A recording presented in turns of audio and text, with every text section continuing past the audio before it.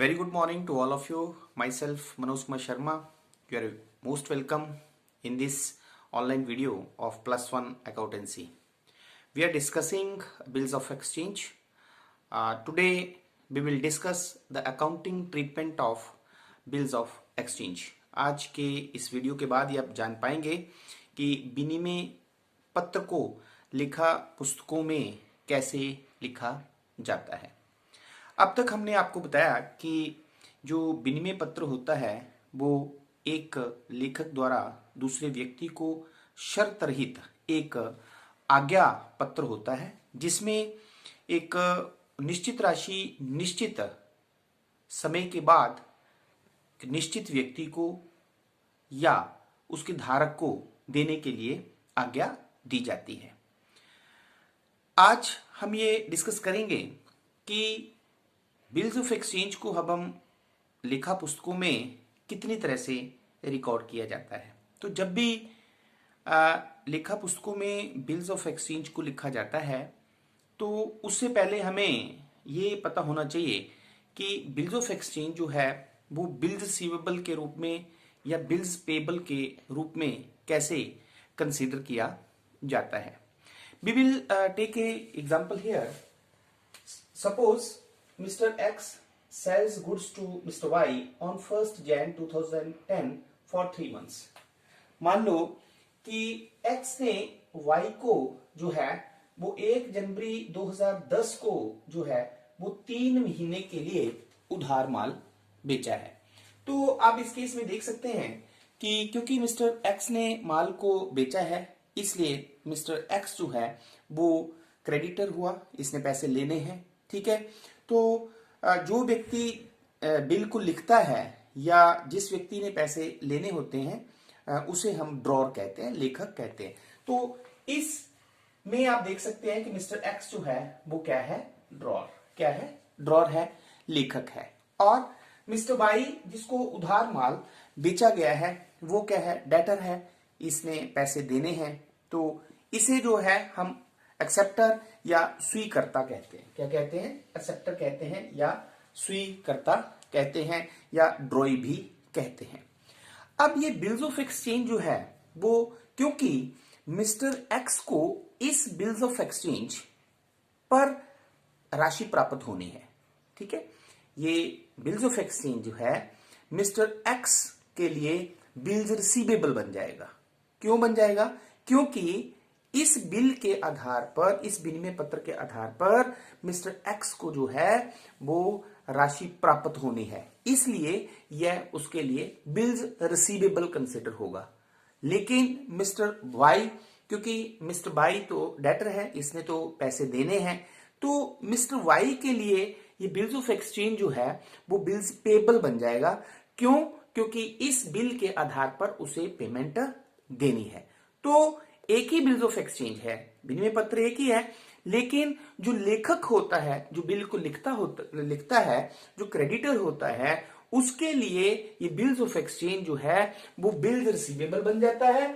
और जो डेटर होता है, जिसने पैसे देने होते हैं, जो बिल को एक्सेप्ट करता है, उसके लिए यह बिल जो है वो बिल्स पेबल बन जाता है। ठीक है, वो उसके लिए बिल्स पेबल बन जाता है। तो इस केस में आप देख सकते हैं कि ये बिल रिसीवेबल मिस्टर एक्स के लिए होगा और मिस्टर वाई के लिए ये जो है वो बिल्स पेबल होगा। मतलब लेखक के लिए बिल रिसीवेबल और स्वीकर्ता के लिए, जिसे हम ड्रॉई भी कहते हैं, उसके लिए यह जो है वो बिल्स पेबल बन जाता है।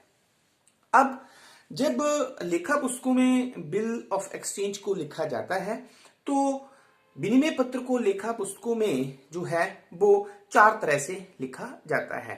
अब ये 4 केसेस कौन कौन से हैं, उससे पहले मैं आपको प्रोसेस बेसिकली समझाता हूं। बेसिकली प्रोसेस क्या होता है कि जैसे यही एग्जांपल हमारे पास है कि mister X sell goods to mister Y on 1st January 2010 for 3 months. Mister X ने जो है वो मिस्टर वाई को 3 महीनों के लिए 1 जनवरी 2010 को उधार माल बेचा। अब जब मिस्टर एक्स ने वाई को उधार माल बेचा 1 जनवरी 2010 को, कितने मंथ्स के लिए, 3 मंथ्स के लिए। तो इसका मतलब क्या हुआ कि मिस्टर एक्स को मिस्टर वाई जो है वो 3 महीने के बाद जो है वो पैसे देगा, और मिस्टर एक्स जो है वो इसका आश्वासन कि वो इसे 3 महीने के बाद देगा उसे वो राइटिंग में लिखेगा, जिसे हम बिल्स ऑफ एक्सचेंज कहते हैं। और हमने आपको बताया कि वो बिल्स ऑफ एक्सचेंज में क्या लिखेगा। तो मिस्टर एक्स जो है वो मिस्टर वाई को ऑर्डर लिखेगा, ठीक है। Pay rupees, how much rupees, suppose यहां पे हम मान लेते हैं 5000 रुपीज है, ठीक है। तो मिस्टर एक्स जो है वाई को ये ऑर्डर लिखेगा कि पे रुपीज 5000 टू मी मतलब मिस्टर एक्स को या उसके बताए हुए व्यक्ति को या जिसके पास वो बिल ऑफ एक्सचेंज होगा आफ्टर 3 मंथ्स। फिर वो बिल्स ऑफ एक्सचेंज जो होगा उस पे जो है वो एक्स जो है वो अपने साइन करेगा, मिस्टर वाई के पास वो बिल देगा। कौन? मिस्टर एक्स जो है वो मिस्टर वाई के पास उस पत्र को देगा, और मिस्टर वाई जो है जब उस पर अपने साइन कर देगा, अपना नाम लिख देगा और साइन कर देगा, मतलब स्वीकृति दे देगा। क्या होगा? स्वीकृति दे देगा। तो फिर क्या होगा? फिर बिल जो है वो मिस्टर एक्स के पास आ जाएगा। तो प्रोसेस क्या हुआ कि लेखक जिसने माल बेचा, जिसने उधार माल बेचा, जिसको पैसे लेने हैं, वो जिसको उधार माल बेचा गया उस पर विनिमय पत्र को लिखता है, जिसमें वो लिखता है कि जिसको वो उधार माल बेच रहा है वह व्यक्ति एक निश्चित राशि को निश्चित समय के बाद उसे या उसके बताए हुए व्यक्ति को देगा, और उस पर वह व्यक्ति जिसको वो उधार माल बेचता है अपने साइन करके स्वीकृति प्रदान कर देता है। और स्वीकृति प्रदान करने के बाद फिर जो है वो बिल जो है वो किसके पास होता है? लेखक के पास। किसके पास होता है? लेखक के पास। अब ये बिल ऑफ एक्सचेंज जो है वो जो लेखक होता है उसके लिए बिल रिसीवेबल बन जाता है, जैसे कि मैंने आपको बताया। तो इस बिल रिसीवेबल को मिस्टर एक्स जो है वो 4 तरह से डील करता है, 4 तरह से रिकॉर्ड करता है। अब ये 4 केसेस कौन कौन से हैं, वन बाय वन हम डिस्कस करेंगे। आज की वीडियो में हम फर्स्ट 2 केसेस डिस्कस करेंगे, जिसमें फर्स्ट केस क्या है कि लेखक जो है इस बिल को देय तिथि तक अपने पास ही रखता है, ठीक है। और दूसरा केस कि अगर लेखक इस बिल को देय तिथि से पहले बैंक से डिस्काउंट करवा लेता है। तो फर्स्ट 2 केसेस जो है आज हम डिस्कस करेंगे। तो फर्स्ट केस क्या है हमारे पास? when the drawer retains the bill till the due date, जब देय तिथि तक लेखक जो है वो बिल को अपने पास ही रखता है। तो मैंने आपको बताया कि जो लेखक मिस्टर एक्स यहां पे हम मान रहे हैं कि लेखक है जिसने पैसे लेने हैं, जिसने उधार माल बेचा है, तो वो क्या करता है? इस विपत्र को, विनिमय पत्र को जो है वो अपने पास रखता है। कब तक? देय तिथि तक। और देय तिथि को वो उसे जो है वो डेटर के सामने प्रेजेंट करेगा, स्वीकर्ता के सामने प्रेजेंट करेगा और बिल की राशि का भुगतान प्राप्त कर लेगा। तो अगर ऐसी सिचुएशन है तो हमारे पास जो है वो क्या जर्नल एंट्रीज होंगी, ठीक है। तो हमारे पास 2 पार्टीज हुई, एक एक्स और एक वाई। अब एक्स कौन हुआ? एक्स इज ड्रॉर, जो लेखक है जिसने माल बेचा है या जिसने राशि प्राप्त करनी है। और मिस्टर वाई कौन हुआ? जिसको उधार माल बेचा गया है, जो देनदार है, ठीक है। तो या जो स्वीकर्ता है वो मिस्टर वाई हुआ। तो हम दोनों की बुक्स में entries in the books of x, मतलब लेखक की पुस्तकों में क्या जर्नल एंट्रीज होंगी, और बाई जो स्वीकर्ता है उसकी लेखा पुस्तकों में क्या क्या जर्नल एंट्रीज होंगी, ये हम डिस्कस करेंगे। तो फर्स्ट कंसेप्ट हमारे पास क्या है? When the X sold goods to Y on credit, जब मिस्टर X जो है वो मिस्टर Y को उधार माल बेचता है, तो X कौन है? Mister X is drawer. Drawer means लेखक। तो लेखक की पुस्तकों में क्या जर्नल एंट्री होगी? क्योंकि मिस्टर X जो है वो मिस्टर Y को उधार माल बेच रहा है, तो Y is the receiver, debit the receiver. तो X की बुक्स में फर्स्ट जर्नल एंट्री होगी Y account debit to sale account. The journal entry is Y account debit to sale account. Narration आप लिख सकते हैं being goods sold to Y, ठीक है। सेकेंड एंट्री इज, तो क्योंकि मैंने आपको प्रोसेस पहले समझाया कि मिस्टर एक्स बिल को लिखेगा, ठीक है, और बिल को लिखने के पश्चात वो बिल किसके पास देता है? वो मिस्टर वाई मीन जो स्वीकर्ता है, ठीक है, जो देनदार है उसके पास देता है, और उस बिल पर वो अपने साइन करके स्वीकृति दे देता है। क्या करता है? स्वीकृति देता है। स्वीकृति देने का मतलब क्या होता है कि yes I am ready and I am agree, कि मैं जो है वो ये राशि इतने समय के बाद इस व्यक्ति को दे दूंगा, ठीक है। तो वो स्वीकार कर लेता है। तो जब स्वीकार करने के बाद फिर वो बिल किसके पास चला जाता है? लेखक के पास। तो हमारे पास सेकेंड एंट्री होती है व्हेन एक्सेप्टेंस रिसीव्ड, जब स्वीकृति प्राप्त होती है, जब बाई से स्वीकृति प्राप्त हो जाती है, तो ये एक्स की बुक्स में एंट्री हो जाती है bill receivable account debit to Y. क्या एंट्री हो जाती है? Bill receivable account debit to Y. Narration आप लिख सकेंगे being acceptance received, being acceptance received. अब थर्ड फिर क्या होता है, क्योंकि हम पहला केस ये पढ़ रहे हैं कि मिस्टर एक्स क्या कर रहा है। मिस्टर एक्स जो है वो ड्यू डेट तक, जब तक ड्यू डेट नहीं आती है तब तक बिल को अपने पास रखता है, और जब डेट ऑफ मैच्योरिटी या ड्यू डेट आती है उस टाइम वो उस बिल को जो है वो वाई के सामने प्रेजेंट करेगा या उसको देगा और फिर बिल का पेमेंट ले लेगा। ठीक है, तो at the time of maturity date, जब ड्यू डेट या मैच्योरिटी डेट आती है तो उस डेट को जर्नल एंट्री क्या होगी एक्स की बुक्स में, क्योंकि एक्स को क्या हुआ, पैसे मिल जाते हैं, ठीक है, बिल के, तो cash account debit to bill receivable. क्या जर्नल एंट्री होती है? Cash account debit to bills receivable. Narration is being bill met on a maturity. तो ये तो एंट्रीज थी, entries in the books of X. अब सेम कंडीशंस है कि एक्स बिल को मैच्योरिटी डेट तक अपने पास रखता है, तो वाई की बुक्स में, वाई कौन है? वाई तो है जिसको हमने उधार माल बेचा है। वाई कौन है? जिसको उधार माल बेचा है। तो उसकी बुक्स में क्या क्या जर्नल एंट्रीज होंगी? तो जिस तरह एक्स ने माल बेचा है तो वाई ने क्या किया है? माल को खरीदा है। वाई ने माल को क्या किया है? खरीदा है। तो वाई की बुक्स में जो फर्स्ट एंट्री होगी when the X sold goods to Y, तो वाई की बुक्स में एंट्री होगी purchases account debit to X. क्या एंट्री होगी? Purchases account debit to X. Narration is being goods purchased, being goods purchased. ठीक है, second entry same, दूसरी entry acceptance receive करने की होती है। तो जब एक्सेप्टेंस मिलती है तो एक्स को एक्सेप्टेंस मिलती है, लेकिन वाई जो है वो क्या करता है? वाई एक्सेप्टेंस को देता है। तो जब वाई एक्सेप्टेंस देगा, ठीक है, साइन करके उस बिल को वापस देगा, मतलब एक्सेप्टेंस देगा, तो वाई की बुक्स में एंट्री होगी X account debit to bills payable. क्या एंट्री होगी? X account debit to bills payable. Narration आप लिखेंगे being acceptance given, being acceptance given, क्योंकि वाई जो है वो एक्सेप्टेंस दे रहा है, स्वीकृति दे रहा है। देन द थर्ड केस भी है eight the time of maturity, eight the time of maturity. तो जब भुगतान तिथि आ जाती है तो उस टाइम वाई की बुक्स में क्या एंट्री होगी? क्योंकि वाई पेमेंट करेगा, तो वाई जब पेमेंट करेगा तो एंट्री हो जाएगी bills payable account debit to cash account. क्या जर्नल एंट्री हो जाएगी? Bills payable account debit to cash. तो सिंपली आप देख सकते हैं कि एक्स की बुक्स में सेल क्रेडिट, तो वाई की बुक्स में परचेज डेबिट। से एक्स की बुक्स में वाई जो है वो डेबिट हो रहा है, लेकिन वाई की बुक्स में एक्स क्या हो रहा है? क्रेडिट होता है। अपोजिट एंट्रीज होती है, इस एक्स के लिए वो बिल्स रिसीवेबल होगा, वाई के लिए वो बिल्स पेबल होगा। तो एक्स की बुक्स में जब एक्सेप्टेंस मिलेगी तो bills receivable account debit to Y, ठीक है, लेकिन वाई की बुक्स में X account debit to bills payable. तो अगर एक्स की बुक्स में आपको जर्नल एंट्रीज आती हैं तो you can take the opposite in the books of Y. ठीक है, अब हम एक न्यूमेरिकल क्वेश्चंस लेते हैं जिसकी सहायता से आप इजीली समझ सकते हैं। The question is on 1st January 2010, X sells goods to Mr. Y for rupees 5,000 and draws a bill of exchange on him due after 3 months. ठीक है, the bill is accepted by Mr. Y and met on maturity date. तो question है कि mister X ने 1 जनवरी 2010 को 5,000 रुपए का माल जो है वो वाई को उधार बेचा और उसी दिन जो है वो बिल्स ऑफ एक्सचेंज लिखा। ठीक है, तो एक्स ने उधार माल बेचा तो एक्स ने बिल्स ऑफ एक्सचेंज लिखा। ठीक है, कितने मंथ्स के लिए?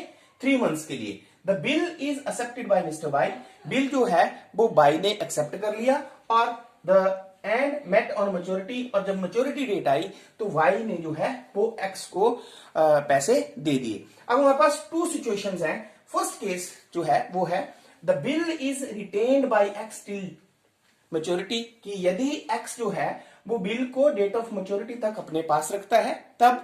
The second is when the bill is discounted on the same date with the bank at a discount of 10%, और यदि एक्स जो है वो ड्यू डेट तक जो है वो वेट नहीं करता है, उससे पहले ही बिल को बैंक से क्या कर लेता है? डिस्काउंट करवा लेता है। तो अब सबसे पहले हम फर्स्ट केस की जर्नल एंट्रीज करते हैं। तो yes, when the X sell the goods to mister Y, तो हमारे पास डेट में आप क्या लिखेंगे? 1st January 2010. Then Y account debit to sale account. How much? It is 5,000. तो यहां पे आप लिख देंगे 5,000 डेबिट में, 5,000 क्रेडिट में। ठीक है, the second entry is when the acceptance received, तो bill receivable account debit to Y same 5000 and 5000, ठीक है।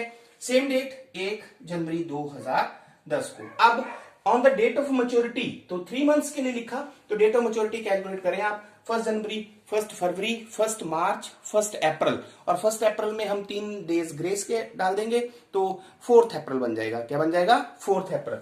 तो 4 अप्रैल को क्या हुआ? 4 अप्रैल 2010 को अमाउंट ऑफ द बिल मिल गया, तो एंट्री हो जाएगी cash account debit to bills receivable, how much? 5000 and 5000। Now the entries in the books of Y, तो वाई जो है वो क्या करेगा? गुड्स को परचेज करेगा। तो सेम डेट को 1 जनवरी 2010 को वाई जो है वो उसको एक्स से परचेज करेगा। Entries purchases account debit to X account, how much it is? Again it is 5000 and 5000 being goods purchased. On the same date क्या होता है कि मिस्टर एक्स जो है वो वाई पर बिल लिखता है, तो मिस्टर वाई उस पर साइन करता है और फिर बिल जो है वो एक्स के पास चला जाता है, मतलब वाई जो है वो स्वीकृति देता है। तो जब वाई स्वीकृति देगा तो एक्सेप्टेंस गिवन, तो एक्सेप्टेंस गिवन की एंट्री होगी X account debit to bills payable, how much it is? 5000 and 5000। And on the maturity date, क्योंकि वो बिल को अपने पास रखता है टिल मैच्योरिटी डेट, तो मैच्योरिटी डेट आफ्टर 3 मंथ्स, तो 1 जनवरी के बाद 3 मंथ्स हम काउंट कर लेंगे, 1 फेब, 1 मार्च, 1 अप्रैल, और 3 दिन हम और ऐड करेंगे। तो इसका मतलब 4 अप्रैल 2010 को क्या होगा? वाई जो है वो एक्स को पेमेंट कर देगा, जिसकी एंट्री होगी bills payable account debit to cash account, how much it is? 5000 and 5000. So these are the journal entries in case when the bill is retained till the due date. जब mister X लेखक जो है वो bill को due date तक, date of maturity तक अपने पास ही रखता है। Now the second case, what is the second case? The second case is the bill is discounted on the same date with the bank at a discount of 10%। अब क्या किया लेखक ने? बिल को ड्यू डेट तक, till the due date तक अपने पास नहीं रखा। उसने क्या किया? सेम डेट को, जिस डेट को बिल जो है उसे मिला, जो एक्स था, वो सेम डेट को उस बिल को लेके जो है वो बैंक में गया, ठीक है। और बैंक ने क्या किया? उस बिल पर कुछ डिस्काउंट काट लिया। कितने % डिस्काउंट काटा है? आपके पास क्वेश्चन में लिखा है द डिस्काउंट इज 10%। 10% डिस्काउंट काट लिया और जो बाकी के पैसे थे वो उसी समय उसके बैंक अकाउंट में ट्रांसफर कर दिए, मिस्टर एक्स के बैंक अकाउंट में ट्रांसफर कर दिए, जिसे वो उस दिन या उससे अगले दिन जो है वो विड्रॉ कर लेता है। तो इस तरह से एक्स को पेमेंट जो है वो 1 जनवरी या 2 जनवरी को मिल गई, जो कि 3 महीने के बाद मिलनी थी। अब जब ड्यू डेट आएगी 3 महीने के बाद, तो अब बिल किसके पास होगा? बैंक के पास, क्योंकि मिस्टर एक्स ने उसी डेट को बिल जो है वो बैंक को दे दिया, तो बैंक ने अपने पास बिल को रख लिया और उसके पैसे डिस्काउंट काट के जो है वो लेखक को दे दिए। अब जब ड्यू डेट आएगी तो बैंक जो है वो उस बिल को बैंक प्रेजेंट करेगा, अब किसके सामने? मिस्टर वाई के सामने ड्यू डेट पर, और फिर जो है वो पेमेंट ले लेगा। तो जब सेकंड केस होगा when the bill is discounted on the same date या when the bill is discounted, तो हमारे पास जर्नल एंट्रीज क्या होती हैं? The same entry is there, we have the first entry when the goods are sold, the same entry Y account debit to sale account, ये entry हमारे पास same होगी, ठीक है। Second entry when the acceptance received, फिर उसके बाद स्वीकृति मिलने की, तो स्वीकृति मिलने की भी same entry bill receivable account debit to Y 5000 and 5000। लेकिन अब ड्यू डेट से पहले ही क्या करता है मिस्टर एक्स? तो सेम डेट को 1 जनवरी 2010 को ही मिस्टर एक्स ने क्या किया? बैंक में वो बिल्स ऑफ एक्सचेंज, जो बिल रिसीवेबल है उसको दिया और उसको बैंक से डिस्काउंट करवा लिया, ठीक है, और कैश ले लिया। तो एक्स की बुक्स में इसकी जर्नल एंट्रीज क्या होगी? तो एक्स की बुक्स में इसकी जर्नल एंट्री होगी cash account debit discount account debit to bills receivable. क्या एंट्री होगी? Cash account debit discount account debit to bills receivable, ठीक है।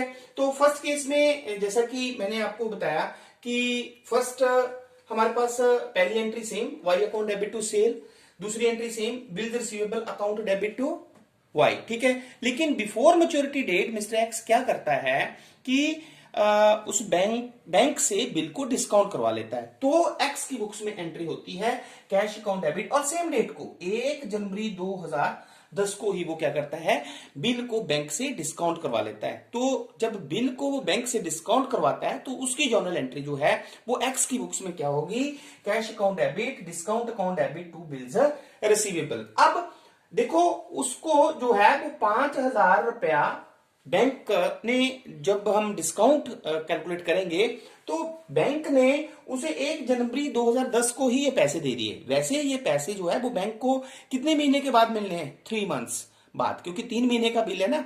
तो बैंक जो है वो 3 महीने का डिस्काउंट कैलकुलेट करेगा। तो 5,000 पर 10% for how many months, 3 months, तो 3 महीने का डिस्काउंट वो ले लेगा। ठीक है, तो आप कैलकुलेट कर सकते हैं 125 रुपीज। How much discount, 125। तो डिस्काउंट में बैंक 125 रुपए काट लेगा।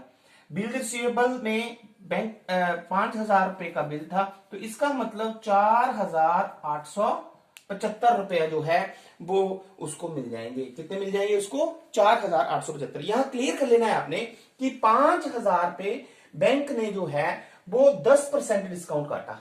ठीक है, for how many months, 3 months, क्योंकि बैंक को ये पैसे जो है वो 3 महीने के बाद देगा मिस्टर वाई। तो बैंक जो है वो 10% के हिसाब से 3 महीने का डिस्काउंट काट लेगा।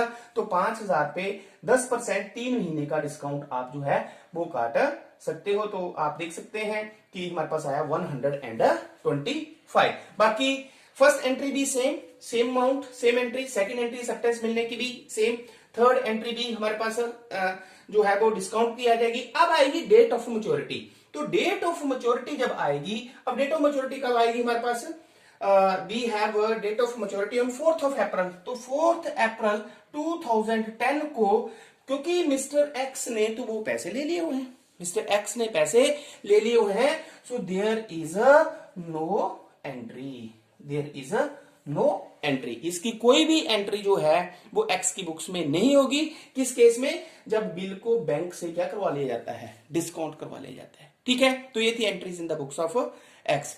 और बाई की बुक्स में we have same entries, there is no change in the entry. Remember always, mister X जो है वो बिल को 4 केसेस से जो है वो बुक्स ऑफ अकाउंट्स में लिख सकता है, लेकिन बाई की बुक्स में इसकी कोई भी चेंजेस नहीं होगी एंट्रीज की। बाई की बुक्स में जो है, जो फर्स्ट केस में एंट्री मींस जब गुड्स परचेज की सेम एंट्री, जब एक्सेप्टेंस दी सेम एंट्री। हाँ, थर्ड जो थी हमारे पास, when the bill is discounted, उसकी बाई की बुक्स में कोई भी एंट्री नहीं होगी। जब बिल को बैंक से डिस्काउंट करवाता है तो करवा कौन रहा है डिस्काउंट, मिस्टर एक्स, तो एक्स की ही बुक्स में एंट्री होगी, लेकिन बाई की बुक्स में किसी भी तरह की कोई एंट्री नहीं होगी। और जब मैच्योरिटी डेट आएगी तो सेम वही एंट्री जो मिस्टर वाई पहले करता है, bills payable account debit to cash.